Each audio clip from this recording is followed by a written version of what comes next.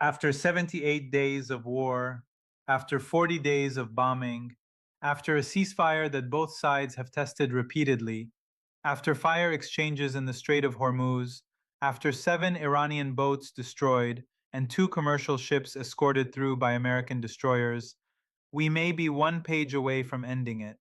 Axios reported today, and CNN confirmed, that the United States and Iran are close to a one-page memorandum of understanding. Not a comprehensive peace treaty, not the final nuclear agreement. One page. A document that would declare an end to the conflict and trigger a 30-day period during which the nuclear demands, the unfreezing of Iranian assets, and the security arrangements for the Strait of Hormuz would be negotiated toward a final settlement. I want to spend the next 20 minutes explaining exactly what that page says, or is reported to say, and what it means. Because this is the most consequential diplomatic document of the entire conflict, and the coverage is either treating it as a victory for America or dismissing it as unverifiable. Neither reading serves the truth.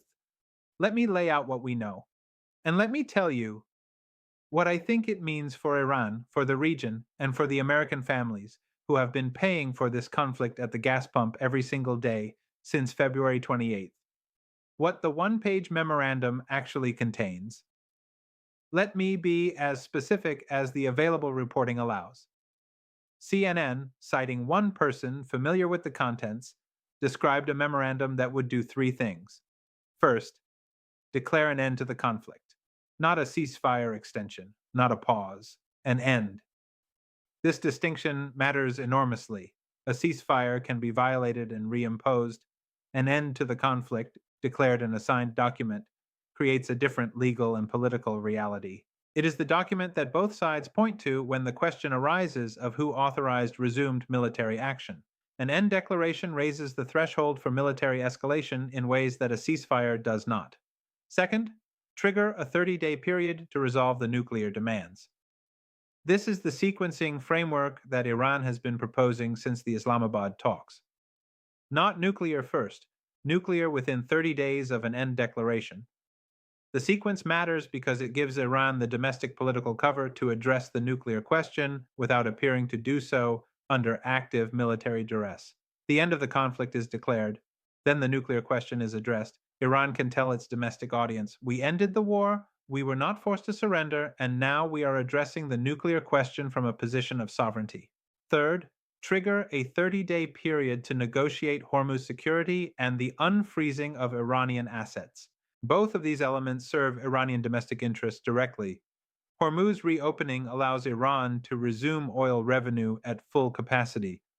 Unfreezing assets, billions of dollars held in accounts that American sanctions have blocked, immediately eases the economic pressure that has been building on the Iranian government for the duration of the conflict. That is what the one page is reported to contain. An end declaration, a nuclear negotiation trigger, a Hormuz and assets negotiation trigger, all within 30 days of signing. What Trump is demanding and what Iran said back now, let me address the specific nuclear terms that Trump has described publicly because they are more aggressive than the memorandum framework suggests, and the gap between them tells you something important about what the 30-day negotiation is going to look like.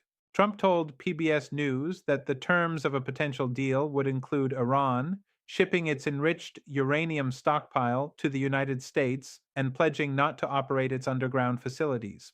I want to be precise about what those 2 demands mean. Shipping the enriched uranium stockpile to the United States is not the same as Russia's uranium custodianship offer that has been available since the beginning of this conflict.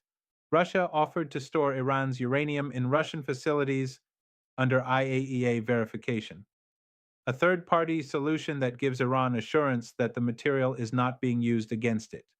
Shipping the stockpile to the United States means the country that launched the war now holds Iran's most strategically significant material.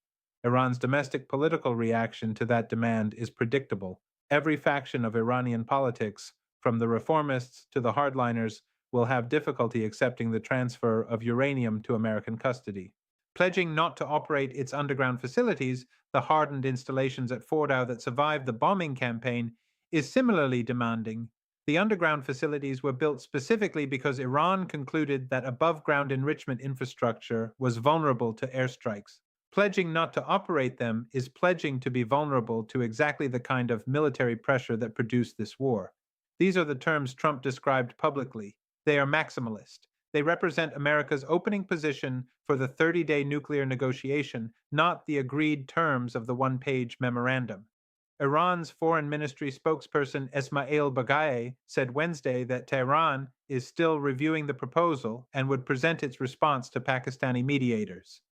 In an X post, he cited the International Court of Justice's definition of genuine negotiations, distinguishing them from disputation, dictation, deception, extortion, or coercion.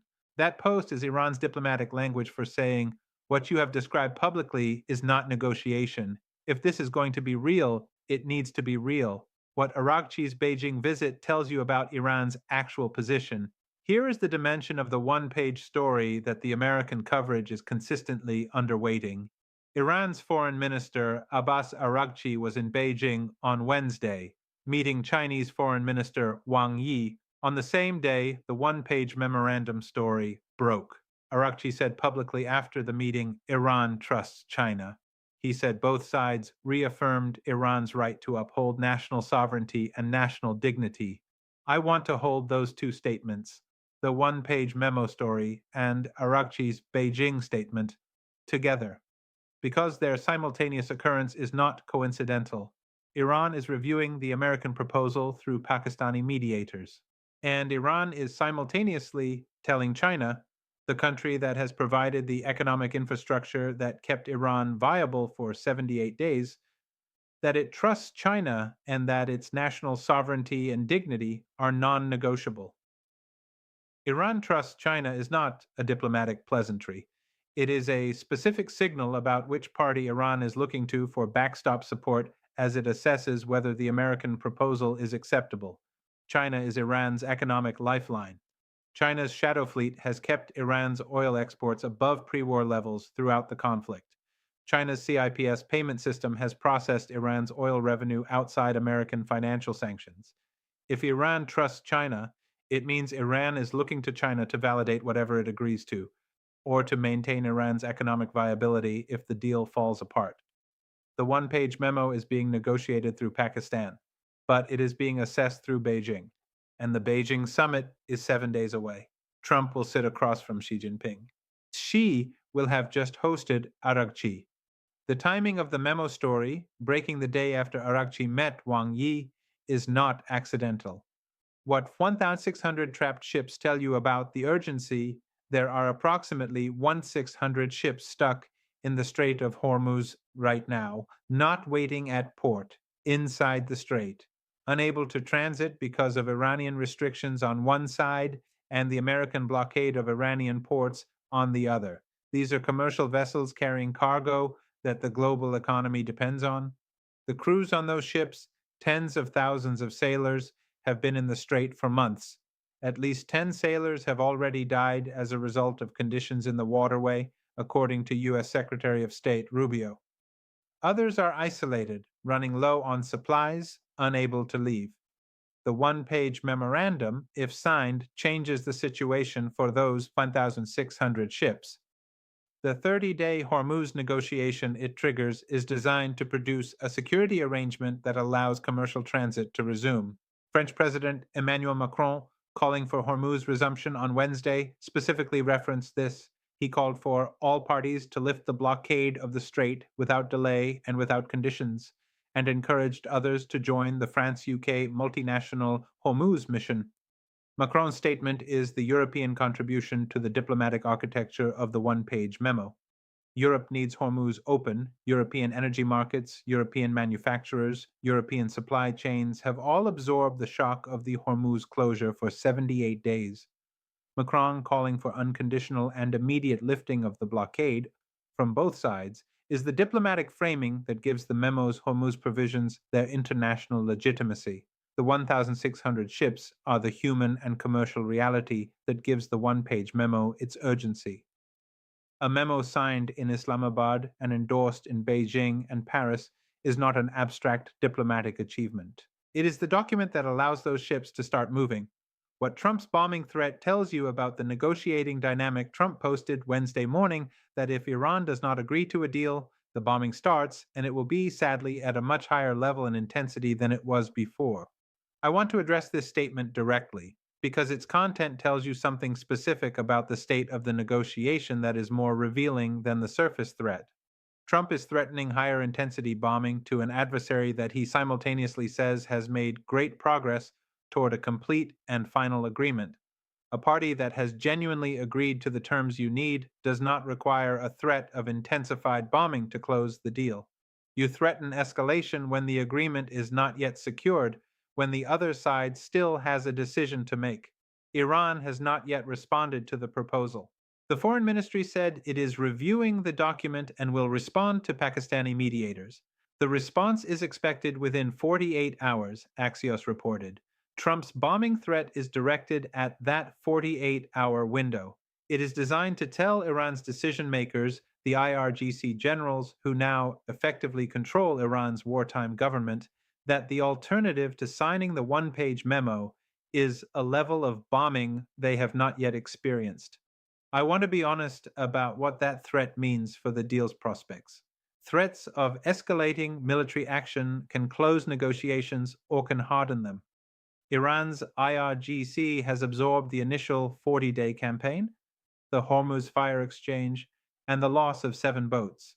Each time America has applied military pressure, the IRGC's domestic political legitimacy has been reinforced, because resistance to external pressure is the IRGC's core institutional identity.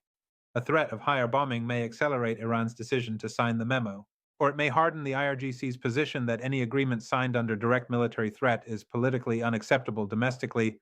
The 48 hours after the memo's contents were reported will tell you which dynamic is operating. Iran's response to Pakistan, which should arrive before the Beijing summit, is the answer to Trump's bombing threat that matters. The Beijing calculation and 7 days. The Beijing summit is 7 days away, May 14th and 15th.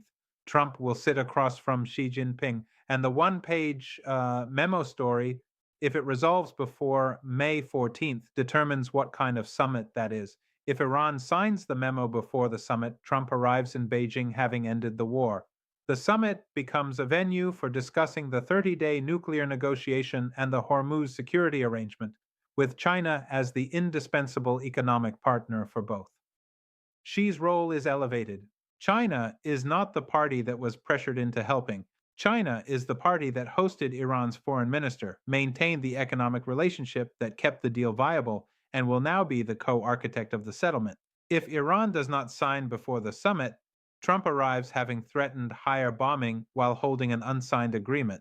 Xi's position is more complex. China has to decide whether to encourage Iran to sign, knowing that signing on American terms includes shipping uranium to American custody, or to support Iran's negotiating position by maintaining the economic relationship that gives Iran the option of saying no. Trump's highly anticipated visit to Beijing could complicate any decision to resume the war with Iran. Arriving in Beijing with the conflict at best unresolved could place Trump in a weakened position in his talks with Xi Jinping. That CNN assessment captures the specific diplomatic trap. Bombing before Beijing damages the summit. Not bombing before Beijing leaves the deal unsigned. The one page is close. The 48-hour response window opens now. The summit is in 7 days. And Araghchi told Beijing on Wednesday that Iran trusts China. Watch what Pakistan says before May 14th, because Iran's response to the mediator will tell you whether the war ends before Beijing or whether Beijing becomes the venue where the deal either closes or the bombing restarts. What the one page actually means, I want to close with the specific analytical question that the coverage is not asking directly. Is the one-page memorandum a genuine path to ending this conflict? Or is it a framework that describes agreement in principle while leaving the most difficult questions for a 30-day negotiation that may not produce agreement?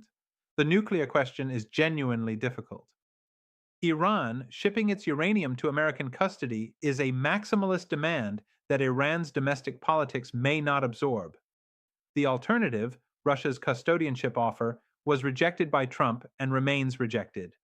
The 30-day nuclear negotiation will have to bridge that gap without the mechanism that was designed to bridge it. The Hormuz security question is also genuinely difficult. A new maritime regime that gives Iran sovereign dignity that is not simply American ships asserting navigational authority requires a multilateral framework.